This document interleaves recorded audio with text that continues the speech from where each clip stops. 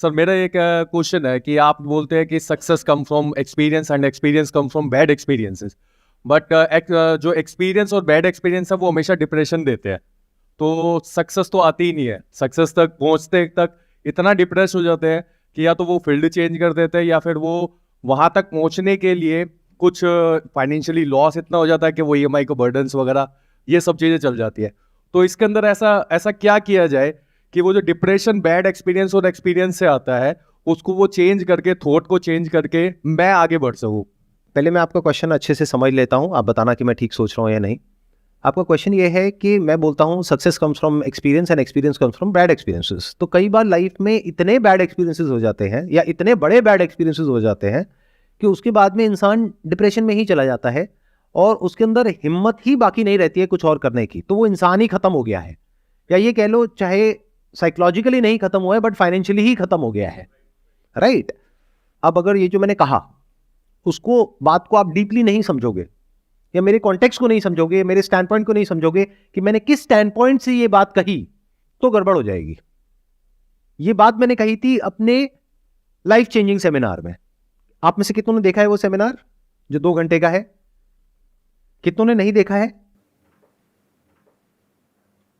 वो ना एक चुल्लू भर पानी होता है, उसमें अगर आप चाहे तो वो सेमिनार इस वक्त Guinness book of world record में है। वो वर्ल्ड का मोस्ट व्यूड एजुकेशनल वीडियो है आज की डेट में, और फिर भी आपने नहीं देखा है तो देख लेना भाई, वो वहां से कुछ अच्छा सीखने को मिल सकता है आपको। एनी हाउ, तो वहां पर जो मैंने बात कही थी वो कही थी अपने स्टैंड पॉइंट से, जब मैं उस सेमिनार के लास्ट पार्ट में अपनी स्टोरी बता रहा था कि देखो मेरे को ये नुकसान हुआ, फिर ये हुआ, फिर ये हुआ, फिर ये हुआ। फिर मैंने क्या कहा कि वो सब जो फेलियर्स थे मेरे, वो आपस में जाकर के कनेक्ट हो गए, क्योंकि अगर वो फेलियर्स नहीं हुए होते तो ये सक्सेस भी नहीं हो पाती। लेकिन अगर आपने ध्यान से ऑब्जर्व किया, मेरे वो सारे फेलियर्स बहुत छोटे छोटे थे। एक भी फेलियर इतना बड़ा नहीं था जिसकी वजह से कि मैं पूरी तरह से खत्म हो गया। यानी अगर मैं फाइनेंशियल टर्म्स में बात करूं, एक फेलियर में मानो मुझे नुकसान हुआ 5-10 हजार रुपए का, एक में हुआ 15 हजार रुपए का, एक में हुआ 50 हजार रुपए का। तो ऐसा नहीं हो गया कि मेरे को 50 लाख का नुकसान हो गया या मैंने अपने फादर का घर गिरवी रख दिया और उसके बाद में हम सड़क पे आ गए। ऐसा कभी नहीं हुआ, ऐसा मैंने कभी कोई स्टेप नहीं उठाया। प्लस उस सेमिनार में बार बार मैंने एक बात कही कि ना भागना है ना रुकना है, बस चलते रहना है और छोटे छोटे स्टेप्स उठाने हैं। तो जब इन सारी बातों को आप जोड़ करके समझोगे तब आपको समझ आएगा कि किस स्टैंड पॉइंट से मैंने क्या कहा।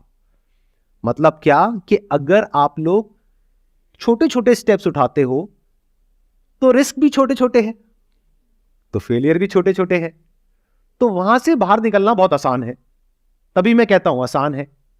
बट अगर इस फंडे को आप लगा देते हो कोई बहुत बड़े स्टेप में जहां पे बहुत बड़ा रिस्क है और बहुत बड़ा फेलियर है, तो वहां पर कुछ भी आसान नहीं है।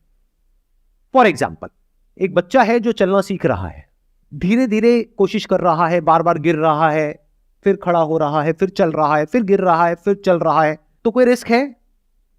लेकिन सोचो कि अगर उसके मां बाप में इंपेशेंस डेवलप हो जाए, 2 महीने हो गए चल ही नहीं पा रहा है, एक काम करते हैं इसको पकड़ करके रस्सी से बांधते और भगाते हैं इसको, गाड़ी के पीछे बांध दो इसको। मतलब पता नहीं होता लोगों के दिमाग में किसके क्या, मैं आइडिया नहीं दे रहा आप लोगों को, please do not try this at home. But मान लेते हैं कोई बावले माँ बाप है, उन्होंने क्या किया, बोला कि अब मैं अपने बच्चे को आज ही चलना सिखा दूंगा। क्यों 2-4-6 महीने खराब करने हैं? अरे 2 घंटे में लो, रस्सियों से हाथ पैर उसके बच्चे के बांधे, बेचारा खड़ा भी नहीं हो पा रहा अभी ढंग से, और उसको बाइक के पीछे बांध दिया है और बाइक चला रहे हैं। इन अदर वर्ड्स, अगर आप कोई बहुत बड़ा रिस्क लेते हो फाइनेंशियली, जहां से रिकवर करना आपके लिए पॉसिबल ही नहीं है, तो क्या करोगे उस घटिया एक्सपीरियंस का? छोटे रिस्क लो, छोटे स्टेप्स उठाओ, जब वहां पे कॉन्फिडेंस आ जाए तब थोड़ा सा उसको लेवल को बढ़ाओ। अगर तैरना नहीं आता है तो पहले कम गहरे पानी से सीखो, जब सीख जाओ तो गहरे पानी में जाओ, वो भी साइड साइड से, बीच में मत चले जाओ। किसी से टक्कर हुई और नीचे गए तो गए। तो अगर आप धीरे धीरे स्विमिंग सीख रहे हो तो कोई रिस्क नहीं है, तो सब कुछ आसान है। Then success comes from experience and experience comes from bad experiences. यानी कि जब आप तैरने की कोशिश करोगे और नहीं तैर पाओगे तो आपको समझ आ गया, अच्छा इस तरीके से नहीं तैर पाते तो चलो किसी और तरीके से ट्राई करते हैं। लेकिन ये सब आप कहां ट्राई कर रहे हो? शैलो वाटर में, तब आसान है। लेकिन अगर मेरी ये बात सुनी और जबरदस्त आपके अंदर मोटिवेशन आई और आपने कहा सब कुछ आसान है और जा करके छलांग लगा दी सीधा गहरे पानी में, तो आसान है बोलने के लिए भी कोई नहीं बचेगा। यही गलती हम कर बैठते हैं, जरूरत से ज्यादा एक्साइटेड हो जाते हैं, अपनी बुद्धि का प्रयोग नहीं करते हैं, कोई बड़ा स्टेप उठा लेते हैं। जब बड़ा स्टेप उठा लिया तो रिस्क भी बड़ा हो गया, फिर फेलियर इतना बड़ा हो गया कि जिंदगी भर आप उससे पीछा नहीं छुड़ा सकते। तो हमेशा लाइफ में छोटे छोटे स्टेप्स उठाओ, तब तक जब तक कि आप इतने बड़े नहीं हो जाते। अंदर से आपको पता लग जाएगा कि मेरी कैपेसिटी क्या है। तब भी जो आपकी कैपेसिटी है उससे थोड़ा सा कम रिस्क लो। कभी भी इतना बड़ा रिस्क मत लो लाइफ में कि आप सड़क पे आ जाओ, अगर फाइनेंशियली बात करी जाए तो। बहुत इंपॉर्टेंट है ये बात, ध्यान से सुन लो मेरी इस बात को। नहीं तो क्या होता है, जब ग्रीड हमारे ऊपर हावी होती है, लालच आता है कि मेरी जो फैमिली की प्रॉब्लम्स है, अभी जो मैंने बच्चे वाला एग्जांपल आपको दिया, अब देखो उसको रियल लाइफ से रिलेट करते हैं। अभी आप हंस रहे थे कि ऐसा कौन करता है, लेकिन आप लोग सब ऐसा करते हो। हाँ, अपने बच्चे के साथ नहीं करते, खुद के साथ करते हो। कैसे करते हो? घर में फाइनेंशियल प्रॉब्लम है, किसके नहीं है? हर दूसरे घर में मेजर फाइनेंशियल प्रॉब्लम है, आप सबके भी घर में होगी। रातों रात तो सॉल्यूशन निकलेगा नहीं, लेकिन आपको रातों रात सॉल्यूशन चाहिए। तो आपने कहीं कुछ देखा जहां से आपको ऐसा लगा कि अगर मैं ये कर दूंगा तो अगले 2 महीने में मेरी ये जो फाइनेंशियल प्रॉब्लम है, जो 20 साल में क्रिएट हुई है, वो 2 महीने में सॉल्व हो जाएगी। और उस चक्कर में, क्योंकि वो ग्रीड अब आपके ऊपर इतनी हावी हो गई, आपने जा करके जो भी पैसा था आपके पास में बचा खुचा, उसको भी ले जा करके कहीं ऐसी जगह पे लगा दिया किसी इंसान के कहने पर, और उसके बाद में वो पैसा भी डूब गया। तो अब पहले एक प्रॉब्लम थी फाइनेंशियल, अब उससे भी बड़ी प्रॉब्लम हो गई है। या इससे भी और एक स्टेप आगे जाए तो अपना घर था, उसको भी गिरवी रख दिया मां बाप को कन्विंस करके। अब एक तरफ से घर जाने वाला है, दूसरी तरफ से घर के खर्चे के पैसे नहीं है, तीसरी तरफ से उधर जो रिस्क लिया है, फेलियर हुआ है, उसकी वजह से साइकोलॉजिकली भी प्रॉब्लम हो रही है और फाइनेंशियली तो हो ही रही है। अब ये एक्सपीरियंस किस काम का है? किसी काम का नहीं है। क्लियर हुआ मैंने क्या कहा?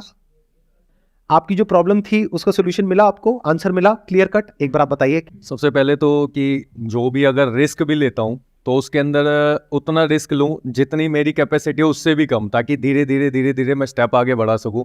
और उसके बाद में जब एक पॉइंट तक अगर मैं पहुंच जाऊं और उतनी मेरी कैपेसिटी हो जाए, तो उसके बाद में मैं बड़ा रिस्क ले सकता हूं। मतलब कि पहले चलना सीखो फिर भागो। भागना सीखो। सीधा भागोगे तो हो सकता है इतना बड़ा एक्सीडेंट हो जाए कि चलने लायक भी ना रहो।